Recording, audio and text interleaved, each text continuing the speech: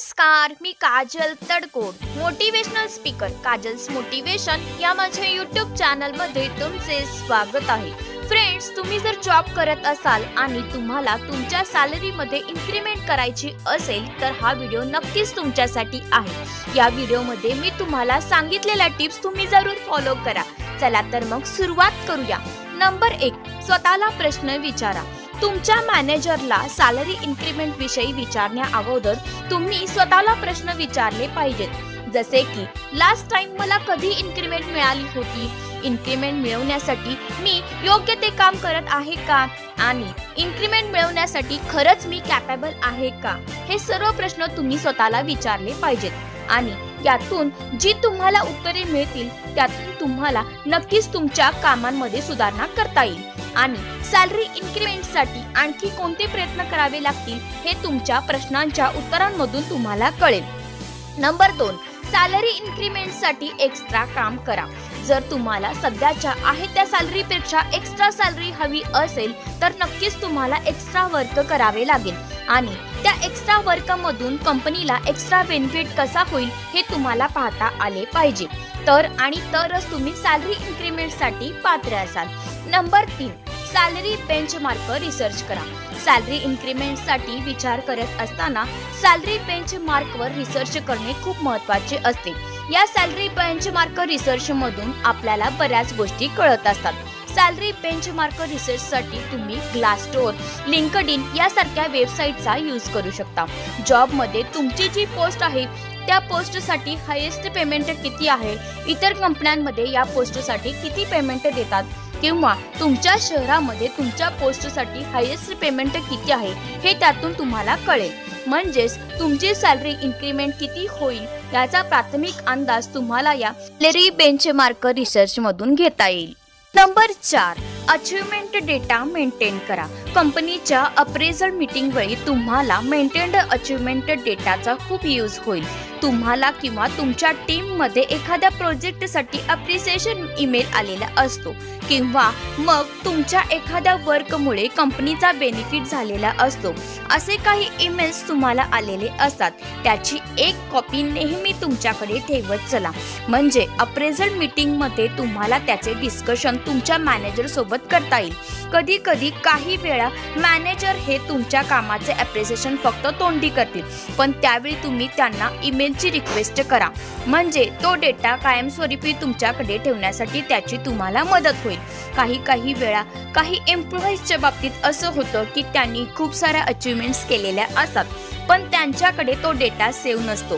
त्यामुळे कदाचित ते त्यांच्या अचिव्हमेंट्स बद्दल प्रॉपर डिस्कशन मॅनेजर सोबत करू शकत नाहीत आणि त्यामुळे सॅलरी इन्क्रीमेंटसाठी त्यांना प्रॉब्लेम येतो.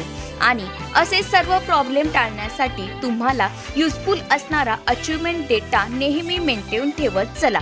नंबर 5, स्वतःला अपस्किल करा. तुम्ही एक गोष्ट ऑब्झर्व केली आहे का की कधी कधी स्कूलमध्ये शिकवलेल्या गोष्टी आपल्या दैनंदिन जीवनात काहीच कामाच्या नसतात. मग आपल्याला अपडेट तर व्हावंच लागतं. तसंच जॉबमध्ये देखील आहे. जर तुम्हाला सॅलरी इन्क्रीमेंट हवी असेल तर तुम्हाला अपस्किल करणं खूप गरजेचं असतं. तुम्ही स्वतःला अपस्किल करण्यासाठी वेगवेगळ्या ट्रेनिंगची मदत घेऊ शकता. म्हणजेच तुमच्याकडे तुमच्या कामाच्या रिलेटेड ज्या स्किल्स आहेत त्याच्यामध्ये अपडेट करण्यासाठी तुम्ही ट्रेनिंगचा आधार घेऊ शकता. म्हणजेच प्रॉपर ट्रेनिंग घेऊन तुम्ही तुमच्या स्किलमध्ये अपडेट होऊ शकता. आणि ज्यावेळी तुम्ही स्किल्समध्ये अपडेट करता आणि तुमच्या प्रोजेक्टमध्ये त्या अपडेटेड स्किल्सचा यूज करता त्यावेळी नक्कीच तुमच्या या अपडेटेड स्किलमुळे कंपनीचा बेनिफिट होतो आणि तुम्हाला सॅलरी इन्क्रीमेंटसाठी याचा खूपच फायदा होतो. त्यामुळे तुम्ही स्वतःला अपस्किल करा. नंबर 6, कंपनीमध्ये सर्वांची रिस्पेक्ट करा. तुमच्या कंपनीमधील पिऊन, तुमचे कलिग्स, तुमचे क्लायंट्स आणि तुमचे बॉस या सर्वांचाच तुम्ही रिस्पेक्ट करा. कोणाची पोझिशन काय आहे, कोणी किती कमावतो या गोष्टी तुम्ही विचार करू नका. तुम्ही फक्त सर्वांची रिस्पेक्ट करा. कधी कधी कंपनीमध्ये कामासोबतच आपले बिहेवियर देखील चेक केले जाते. तुम्ही जर सर्वांची रिस्पेक्टफुल बिहेवियर केले तर तुमची एक वेगळीच इमेज कंपनीमध्ये निर्माण होईल. त्यामुळे कदाचित मॅनेजर खुश होऊन तुम्हाला सॅलरी इन्क्रीमेंट देऊ शकतात. त्यामुळे नक्कीच सर्वांची रिस्पेक्ट करा. नंबर 7, तुमच्या मॅनेजर सोबत बोला. सॅलरी इन्क्रीमेंटसाठी मॅनेजर सोबत बोलताना त्यांच्याशी नेहमी त्यांचा आदर ठेवून बोला. स्वतःचे पर्सनल रिझन्स तुम्ही यामध्ये बोलू नका. म्हणजेच माझ्या बहिणीचे लग्न करायचे आहे आणि त्यासाठी मला सॅलरी इन्क्रीमेंट हवी आहे, अशा प्रकारचे पर्सनल रिझन्स तुम्ही तुमच्या मॅनेजर समोर बोलू नका. कारण तुमच्या पर्सनल रिझन्सशी कंपनीला काहीच देणे घेणे नसते. तुम्ही ज्या काही अचिव्हमेंट्स केलेल्या आहेत त्याचे प्रूफ तुम्ही तुमच्या मॅनेजरना दाखवा. जर सॅलरी इन्क्रीमेंटसाठी ते नाही बोलत असतील तर तुमची सॅलरी इन्क्रीमेंट का होत नाहीये आणि त्याच्या मागचे रिझन त्यांना विचारा.